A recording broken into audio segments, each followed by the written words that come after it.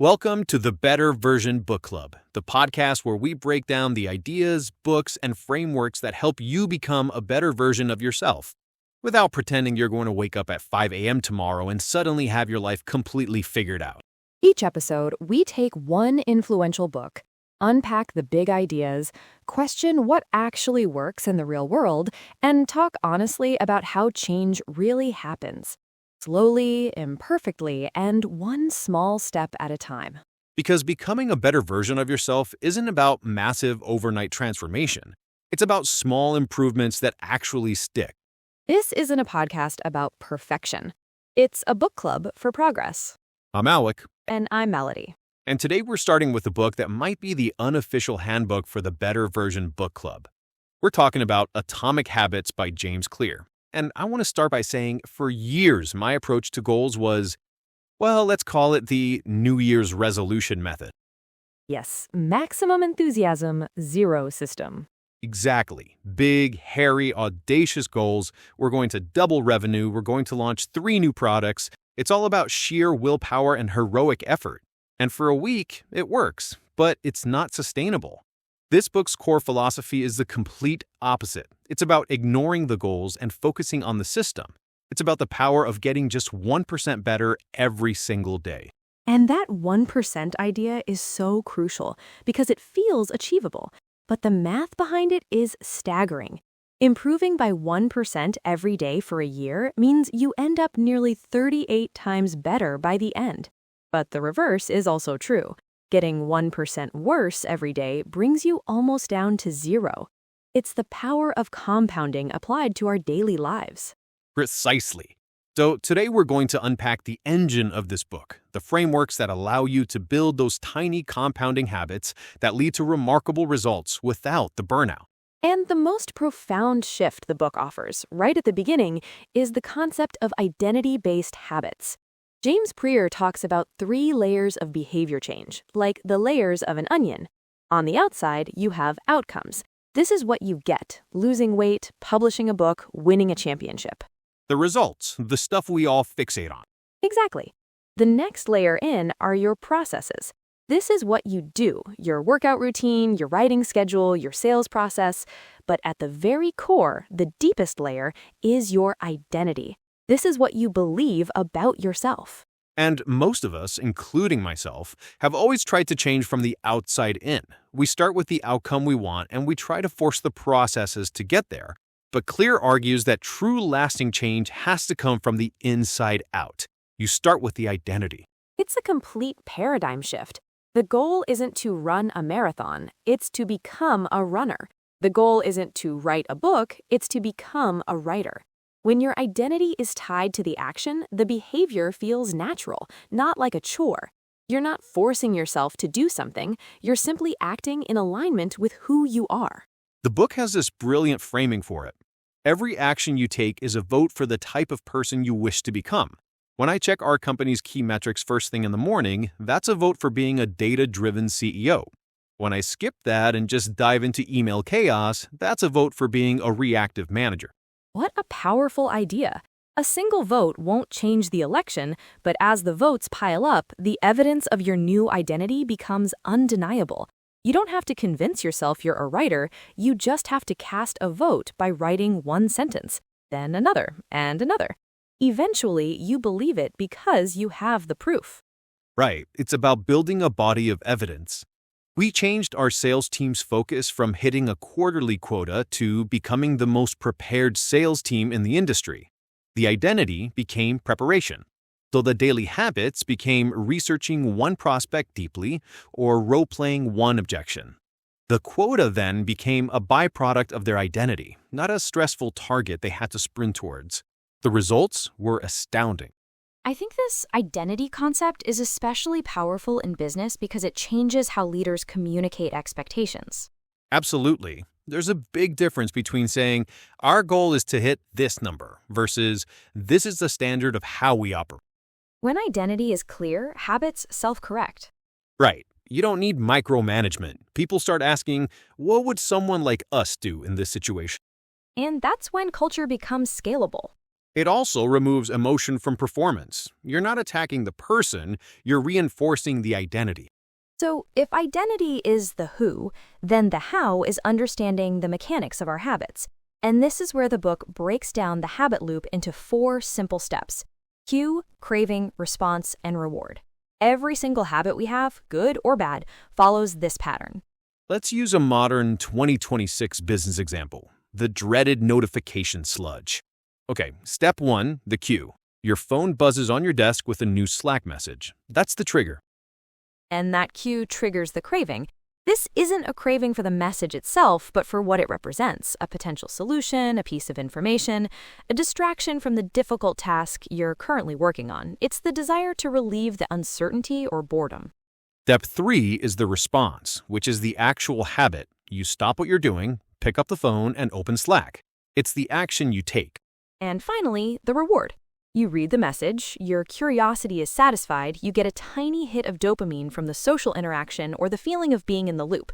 This reward tells your brain, hey, that sequence of actions was useful, let's remember it for next time. And the loop is complete and reinforced.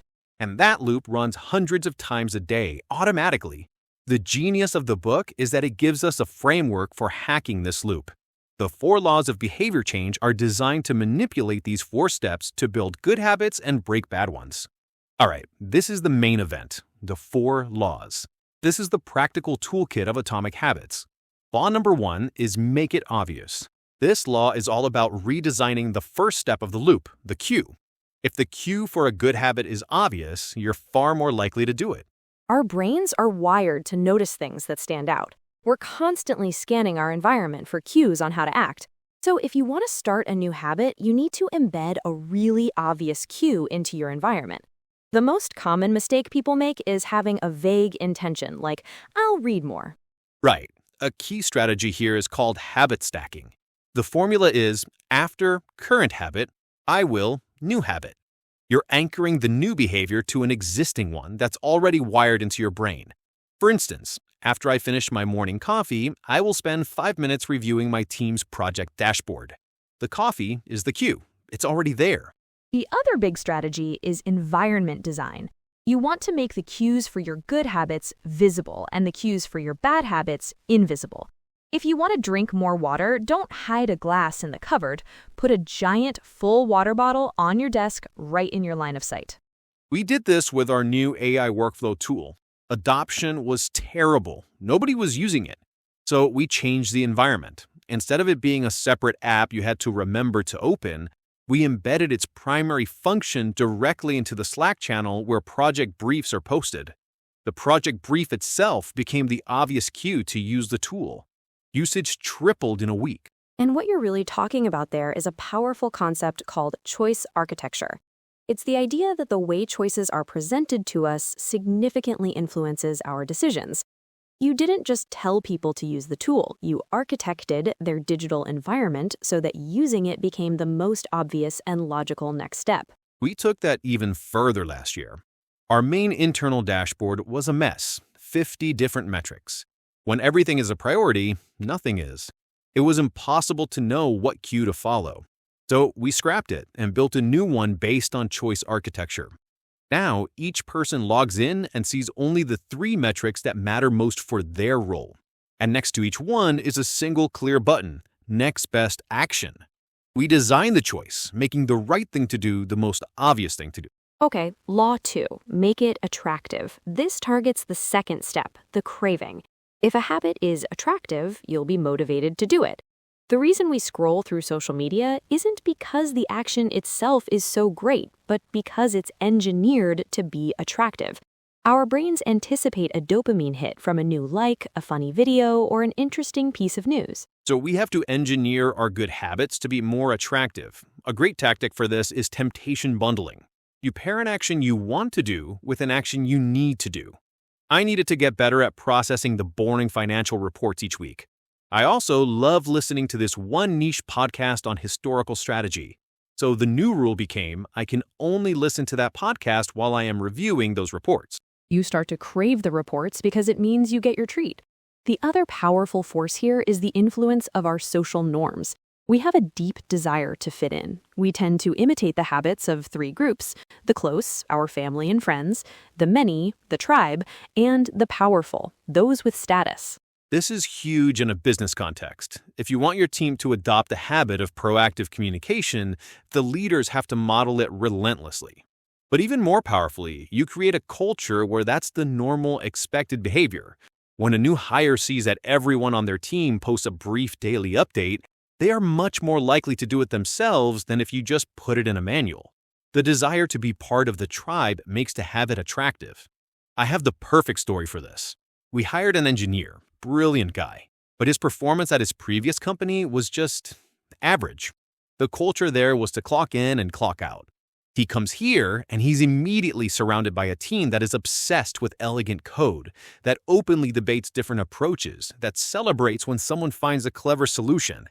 Nobody told him he had to change. But the social environment made the high-performance habits attractive. Bot 3 is my personal favorite. Make it easy. This focuses on the response phase. The truth is, we are fundamentally lazy. Our brains are wired to conserve energy. The more energy a habit requires, the less likely we are to do it. And just to be clear, when we say make it easy, we don't mean lower your standards. We mean stop making the right thing unnecessarily hard. Because if success requires heroic effort every single day, it's not a habit, it's a burnout strategy. I just want to pause here and say something important. When we talk about make it easy, this doesn't mean lower your standard. That's a really good clarification. It means stop making the right thing unnecessarily hard. If success requires heroic effort every single day, it's not a habit, it's a burnout strategy. And burnout is not a personality flaw. It's usually a systems issue. Exactly. Most people don't fail because they don't care enough. They fail because their environment is quietly working against them. This is all about reducing friction. Friction is the number of steps between you and the desired action. Think about ordering food. 20 years ago, it involved finding a menu, making a call, reading your order, giving your credit card. Now you tap 3 buttons on an app. By reducing the friction, companies like Uber Eats created a global habit. We need to do the same for our good habits. If you want to make following up with clients a habit, don't rely on a complex CRM system. Create a simple pre-written email template that you can send with one click. Reduce the friction. Conversely, if you want to break a bad habit like checking social media, add friction. Log out of your account after each use. Delete the apps from your phone. And the ultimate strategy here is the 2-minute rule. When you start a new habit, it should take less than 2 minutes to do. Read every night becomes read 1 page. Practice meditation becomes sit and breathe for 1 minute. The point isn't the action itself, it's about mastering the art of showing up. A habit must be established before it can be improved. We had a goal to create more video content, but everyone was intimidated by it. So the new habit wasn't record a 5-minute video, it was open the camera app and say 1 sentence. That was it. Once that became automatic, scaling up was easy. You have to standardize before you can optimize. Finally, we have Law 4, make it satisfying. This is about the reward. For a habit to stick, we need to feel successful. The problem is that the rewards of good habits are often delayed. The reward of going to the gym today won't show up for weeks. The reward of not spending money is, well, you just have less stuff now. Meanwhile, the rewards of bad habits are immediate. The cookie tastes good now. The social media feed is interesting now. The consequences are delayed. Our brains are wired for immediate gratification. So the cardinal rule is, what is immediately rewarded is repeated. What is immediately punished is avoided. So you need to find a way to give yourself an immediate reward for good habits. It doesn't have to be big, it just needs to provide a satisfying little finish line. After you complete a difficult task, you could allow yourself 5 minutes to watch a funny video or listen to a song. The reward signals the end of the loop and makes it feel complete. And the best tool for this, especially in business, is habit tracking. A habit tracker is a simple way to measure whether you did a habit. The most basic form is a calendar where you put an X on each day you complete your task. Seeing the chain of X's grow is incredibly satisfying. It's a visual, immediate reward. You don't want to break the chain. It gamifies the process, and that visual proof also reinforces your identity. You see the chain and think, wow, I really am a person who is consistent. It feels good, and that good feeling makes you want to do it again tomorrow. Now, even when you're applying these 4 laws perfectly, there's a difficult phase that everyone goes through. Clear calls it the plateau of latent potential. It's the period where you're putting in the work, you're being consistent, but you're just not seeing the results you expect. And this is where most people quit. Oh, I know this plateau intimately. He uses the perfect analogy, the ice cube. Imagine an ice cube in a room that's 25 degrees. You start slowly raising the temperature. 26 degrees, nothing. 27, still an ice cube. 28, 29, 30, 31. You've been putting in all this energy and you have nothing to show for it. It's still a solid block of ice. And you feel like a failure. You think, this isn't working. You do, but then you hit 32 degrees and a massive phase shift happens. The ice begins to melt. The breakthrough wasn't the 1-degree jump from 31 to 32. It was the accumulation of all the work you did before that. All those degrees were storing up potential. A few years ago, we decided to build our brand through content marketing, specifically a highly detailed weekly newsletter. For the first 6 months, crickets. We spent dozens of hours each week writing, editing, designing for maybe 5 new subscribers a week. My team was so demoralized. They'd say, "Alec, is anyone even reading this? The effort isn't matching the results." We were in the valley of disappointment, deep on that plateau. That's such a hard place to be emotionally. Your brain is telling you to stop because the reward isn't there.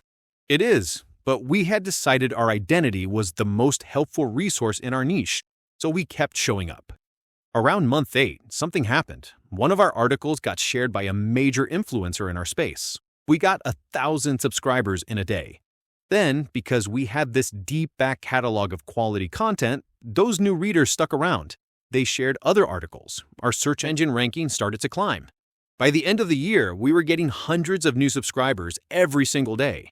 The breakthrough wasn't that one influencer post. It was the 8 months of thankless work that built the foundation for that post to matter. We had to trust the process even when the results were invisible.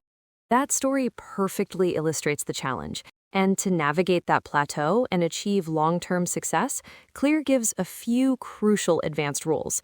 The first one is a lifesaver. Never miss twice. Yes, the get-out-of-jail-free card for perfectionists. The thinking is, anyone can miss a day. You get sick, an emergency comes up, you're just exhausted. Missing once is an accident, but missing twice, that's the beginning of a new negative habit. It's so forgiving. It takes the pressure off. Your goal isn't to be perfect, but to avoid letting one slip-up derail you completely.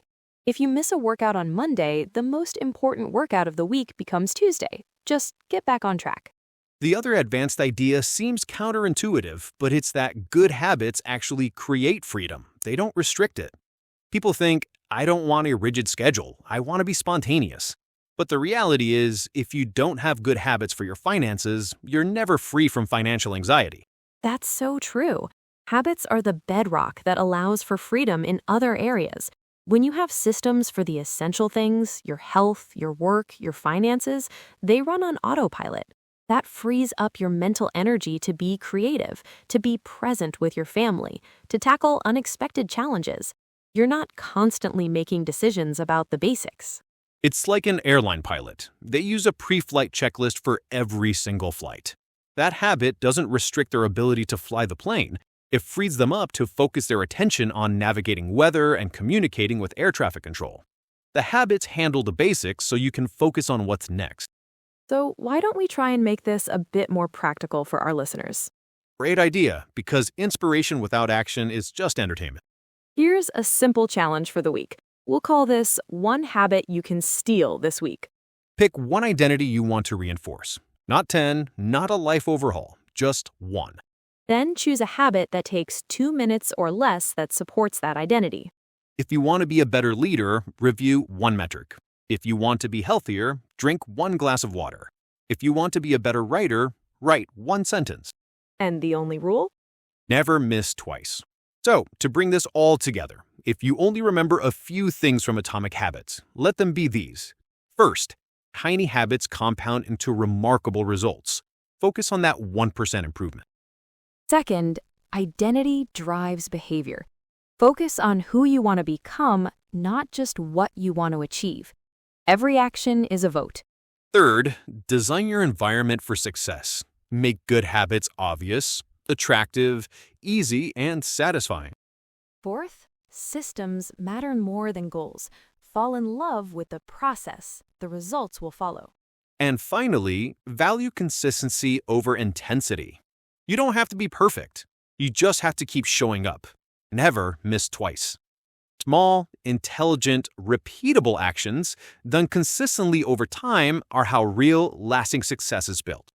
Before we wrap up, I think it's worth saying this. Atomic Habits isn't about becoming some perfectly optimized robot who wakes up at 5 a.m., journals for an hour, and never eats carbs. Speak for yourself. That guy exists on Instagram, and I hate him. This book is really about being realistic about how change actually works. Exactly. It's not about massive overnight transformation. It's about small, sensible changes that don't require you to hate your life. And maybe being a little kinder to yourself when things don't go perfectly. Because they won't. You'll miss a day. You'll forget. You'll fall back into old habits. And that's fine, as long as you don't miss twice. That's the line that stuck with me most. Not never fail, just don't disappear. Show up again tomorrow. Even if tomorrow's version of you is a slightly tired, slightly unmotivated version. Especially that version. So if you take nothing else away from this episode, take this. You don't need more motivation. You don't need a perfect plan. You don't need to change everything at once. You just need one small habit that votes for the person you want to become, and then repeat it again and again. Preferably in an environment that doesn't actively sabotage you. That helped. That's Atomic Habits by James Clear, a book that quietly changes how you think and then slowly changes how you behave if you let it. Thanks for listening to the Better Version Book Club. Becoming a better version of yourself doesn't happen overnight, but one good habit at a time adds up. We'll see you next episode. And remember, never miss twice.